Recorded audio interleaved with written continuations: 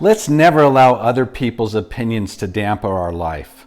Let's never live according to other people's view of ourselves.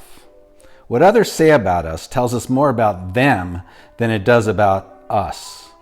The 19th century naturalist writer Henry David Thoreau said it perfectly. If a man does not keep pace with his companions, perhaps it is because he hears a different drummer. Let him step to the music he hears, however measured or far away. When I was a child, I never cared what other people thought about me. I often wore cheap tennis shoes, unmatched clothes, and weird haircuts, and I was still happy. When I was a teenager, I really cared what other people thought about me. I wore hip Nike tennis shoes, Levi jeans, and hip long hair. I looked exactly like my peers. But when I turned 50 years old, I no longer cared once again what other people thought about me, just like when I was a child. People over the age of 70 tell me that no one, except their family and closest friends, really cared about them in the first place. Our time is limited on earth. We all share a common destiny. We all grow old and die. Therefore, while we're alive, we must surround ourselves with positive people who are supportive and empower us. And we must take the high road whenever negative people criticize and condemn us. I remember standing beside two cute young girls at a P.F. Chang's restaurant. They caught me glancing at them. Disgusted, one girl remarked, "You're really old." I took the high road. "But I'm still your hero, right?" She scoffed. "How can you be my hero?" "Well," I said, "I'm everything you want to be. I'm your ultimate goal in life. I'm a survivor. You want to perish in a car or plane accident? You want to be diagnosed with terminal cancer? You want to lose your life in a war?" "No," she said, "of course not." "Well," I said, "then your ultimate goal is to be just like me. You want to live a long and healthy life with financial security and love. I'm your hero." Both girls found my words rather macabre. They clearly didn't enjoy my speech, so they turned their heads away and continued chatting and laughing together as if we never spoke. That was perfectly fine with me, since my friend had arrived and asked me to order her a drink. No one really wants to die.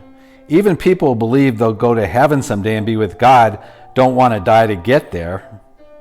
Death is a destiny we all share. No one, not even Jesus of Nazareth, has escaped death. And that's the way it should be, because death is really our greatest blessing. All life is change. Life clears away the old to make room for the new.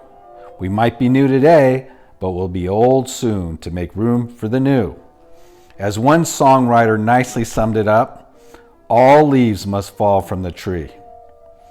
While we're alive, we must surround ourselves with people who support and empower us, and eliminate false friends who claim to love us but really want to harm or destroy us. Great friendships are priceless. Friends can lift our spirits, make us laugh with tears of joy. Be there like a bridge over troubled waters. But friendships can also be tricky business.